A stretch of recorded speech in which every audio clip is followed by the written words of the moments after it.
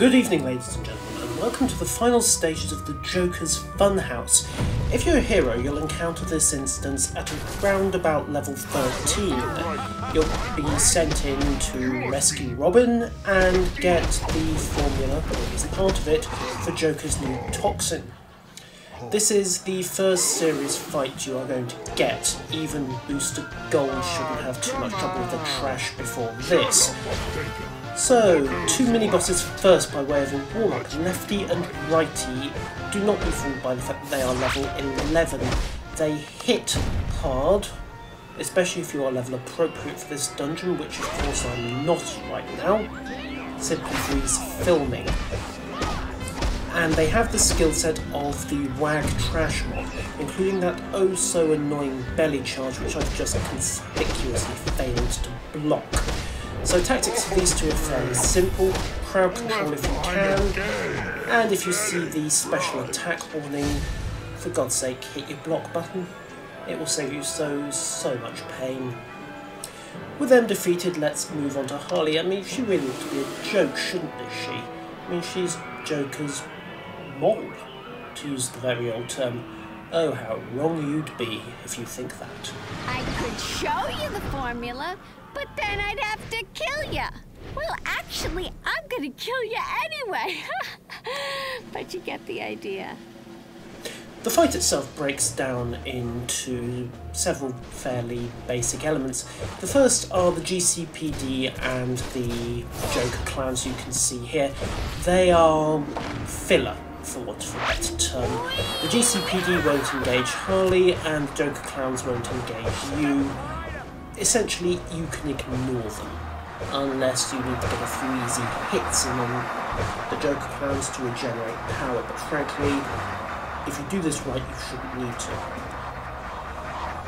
Harley herself has three phases. The first phase is fairly standard. She will chase you, as you can see, dealing a fairly heavy melee attack. Even, it has to be said, at level 19, that's irritating. At level 13, it's positively dangerous. She will also throw green presents. If these hit you, they will trap you and ground you, locking out your fast movement, which is a bad thing because that will of course allow Harley to catch up to you and do quite a bit of damage. Finally, she will occasionally unleash a trick boxing glove from her mallet. Now, this is not massively dangerous. Provided you're keeping your distance, it's not an issue. That said, it does serve a fairly nasty knockback and stun on top, and there are the presents if you haven't seen them before. Phase 2 comes in two varieties. She will get a crazy look in her eyes, you can see the game announcing it there, and she will then... Yeah, she will announce what attack she's going to do. Let's have a spin on the wheel of hammers, and round she goes where she stops nobody knows. Announce a hammer whirlwind attack. She will start spinning and pinging around the arena. Basically, stay away from her. The other variety of this is a repeated overhead smash. Both of these attacks drain power, do a minor amount of damage, and will then proceed to knock you back quite heavily. Again, you have to stay away from Harley in this phase. And that was the boxing glove, just got clipped by it. Okay, so she is back into phase 2. At the end of phase 2, which is usually after about 20 to 30 seconds, she will either make herself dizzy, or she will hit herself on the foot with a hammer. That extra milkshake was a mistake. There we go.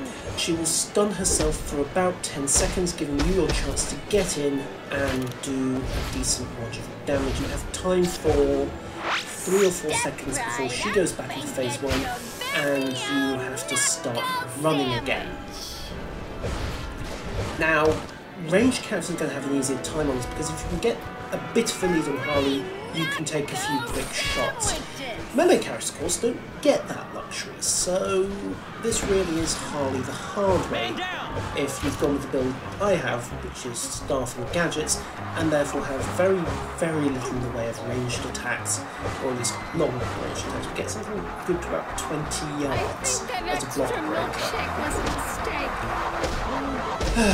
So, what do I think of this fight? Because really you have seen the entirety of it, it's just rinse and repeat from here on in.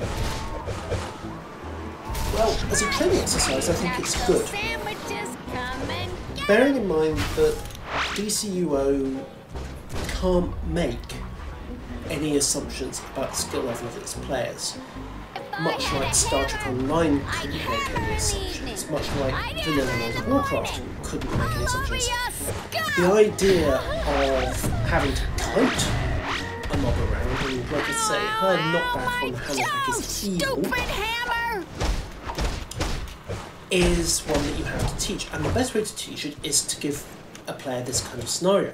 Put them up against a mob where, if they try and go toe-to-toe, that they will frankly get horribly, horribly owned, Step right up and get your and leave them to work out that the best thing they can do is either get some friends and use a traditional tank and heal multiplayer setup, or just kite, run away, wait for it to get into a vulnerable phase.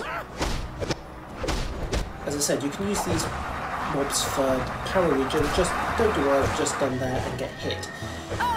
So, fast forwarding several minutes, because this is my main criticism of this fight, it is way, way, way too long, especially as a training exercise.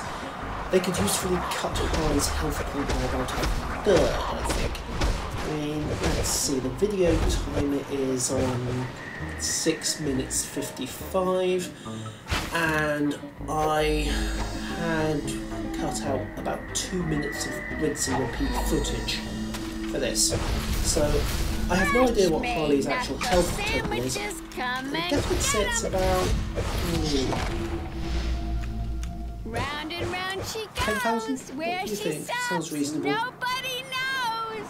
Yeah, but yeah, cutting it down to about 5,000 or 6,000 gives new players enough time to learn the lesson and get some practice at kiting without just getting phenomenally boring. Especially if you're a melee character where you've only got that 10-second window of vulnerability to get in, do your damage, get out. This fight is just dragged out. You start making mistakes, not out of incompetence, but just out of sheer boredom. A long fight isn't necessarily a bad fight. Look at some of the more epic encounters in recent World of Warcraft expansions. The Lich King, for example, had a time limit of 15 minutes for its final encounter, and believe me, that was not boring. Not at all. But this just gets repetitive. Partially that's a case of, yep, give the players the practice, and I applaud that, but really it's crossing the line by this stage, when it's 10 minutes of nothing but. So, as I said, cutting Harley's health pool will probably be a useful change in this fight. But we shall see. Anyway, she goes down, the Joker goons run off, and the GCPD chase them. Let me go! I got rights, you know! Mr. J'll get me out! Yep. Just Probably you using wait. gratuitous amounts of explosive as Thanks well. for the help. Not that I couldn't have gotten out by myself. Yeah, eventually. Yeah, we'll believe you, Boy Wonder. Thousands probably wouldn't.